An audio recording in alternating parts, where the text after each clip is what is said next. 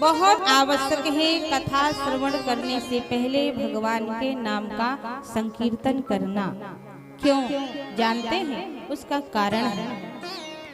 जैसे माताएं आप लोग भली भांति जानती होंगी, जब आप लोग किसी पात्र में, किसी बाल्टी में, किसी बर्तन में जब पानी भरती हैं, जल भरती हैं, तो सबसे पहले उसे मांझ करके साफ करती हैं कि गंदे में ही भर देती हैं? पहले साफ करती होंगी। जल भरने से पहले बर्तन को मांझ करके साफ किया जाता है, और साफ करने के बाद जब उसमें जल, पानी, कोई भी पेय पदार्थ भर दिया जाता है, तो फिर वो कहीं धूल से, गंदगी से दूषित ना हो जाए, गंदा ना हो जाए, इसलिए उसको किसी ढक्कन से ढक दिया जाता है, सुरक्षित बनाए रखने के लिए। ठीक इसी प्रकार हमारा आपका हृदय भी है, हमारा आपका हृदय भी है।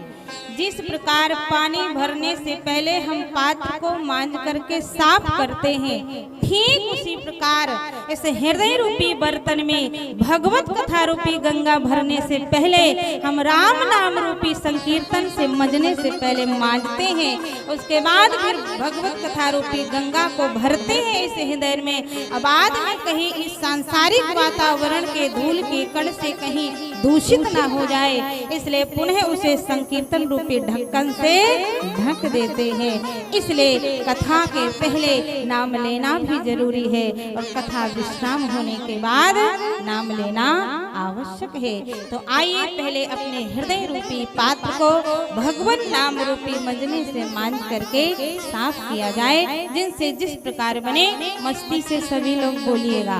और देखिए, मैं बार बार कहती हूँ, आप सभी लोग बहुत पुराने श्रोता हैं, अनुभवी हैं, बताने की ज्यादा जरूरत नहीं है, फिर भी कोई जरूरी नहीं सब कुछ जानते हैं, भूल जाते हैं। अक्सर होता है और हमेशा होता है कि पहले भजन होना चाहिए, बाद में भोजन होना चाहिए, और जब भोजन आ जाता है तो फिर भजन अच्छा नहीं लगता है।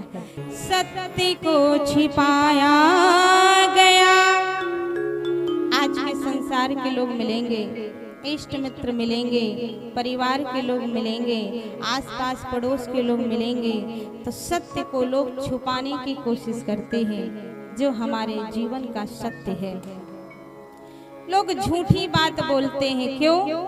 कहते हैं सच से कहीं हमारा अपना कोई रूठ ना जाए। लेकिन मैं तो कहा करती हूँ, रूठेगा रूठ जाने दो, लेकिन यदि आपके सत्य से किसी का कल्याण होता है तो वो लाख झूठ से बेहतर होता है। सत्य बोलो, थोड़ी देर के लिए खराब लगेगा, फिर अच्छा रहेगा।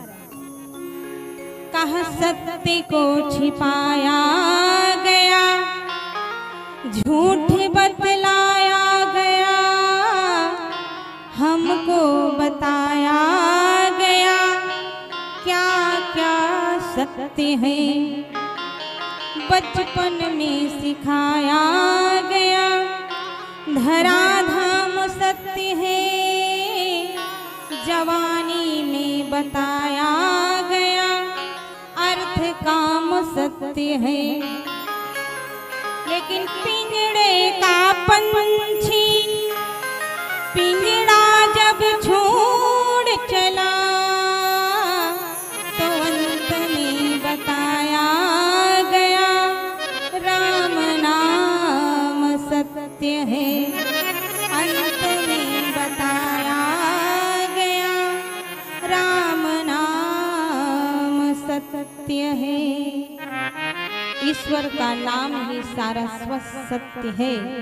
इसलिए अपने कर्तव्य पालन के साथ में प्रत्येक प्राणी को, प्रत्येक जीव को, चाहे स्त्री हो, चाहे पुरुष हो, चाहे बालक हो, चाहे बालिका हो, भगवान से जुड़ करके सदैव रहना चाहिए। अक्सर मैं कथाओं के बीच में कोई ना कोई दृष्टांत, कोई ना कोई बात मैं आप सभी को ये जरूर बताने का प्रयास करती हूँ कि ये सांसारिक कार्य तो जिंदगी भर चलते रहेंगे, कभी इससे फुर्सती मुक्ति मिलने वाली नहीं है। कुछ समय ऐसा निकालो भगवान का नाम जाप करने के लिए थोड़ा वक्त तो निकालना ही चाहिए। कल आप सभी लोगों ने भगवान के प्राकट्य की कथा सुना, बड़ा आनंद आया। बहुत सारी कथाएं बीच में चलती रही। श्री राघव सरकार का जन्मोत्सव, प्राकट्य उत्सव हम आप सभी लोगों ने बनाया बड़े हर्ष उल्लास के साथ। बहुत सारे लोगों ने नृत्य भी किया। सबकी बात छोड़ दो, हमारे चाचा विधायक जी भी बढ़िया ठुमका कल लगाए हैं। आप लोग तो वंचित रह गए देखने से। बोलिए भक्तवत्सल भगवान की जय हो। धन्य है महाराज दशरथ जी का जीवन, धन्य है महारानी कौशल्या का जीवन कि आज उनकी गोद में स्वयं निराकार ब्रह्म साकार बनकर के पुत्र के रूप में अवतरित होते हैं, प्राप्त होते हैं। मैंने कल की कथा में आप सभी से निवेदन किया था कि यदि विशिष्ट संतान चाहते हैं तो आपको भी उस योग्य बनना पड़ेगा। साधारण माता पिता की संतान भी साधारण होती है और विशिष्ट माँ बाप की संतान भी विशिष्ट होती है। संतान आपको कैसी चाहिए ये आप पर निर्भर करता है। माता पिता चाह लें तो राम कृष्ण भगत सिंह जैसे संतान को भी जन्म दे सकती है, और माँ बाप चाह लें तो रावण कंस जैसे लोगों को भी पैदा कर सकती है। ये माता पिता पर निर्भर करता है। आज स्वयं भगवान राम पुत्र के रूप में दशरथ जी की गोद में आए, ये कोई साधारण बात नहीं है, क्योंकि महाराज दशरथ जी स्वयं उस योग्य थे। जो लोग प्रतिदिन कथा सुनने आते थे उन्हें सारी बातें समझ में आ गई होंगी। मैं प्रथम दिन से ही आपसे इसी विषय की चर्चा करती चली आ रही। महाराज दशरथ जी कोई साधारण नहीं है। कैसे का धर्म धुरंधर गुण निधि ज्ञानी, स्वयं धर्म धुरंधर है, गुणों के निधान है। वेद पुराण शास्त्र जिनका आज भी गुणानुवाद गाते हैं, ऐसे पिता के ही पुत्र राम जैसे हो।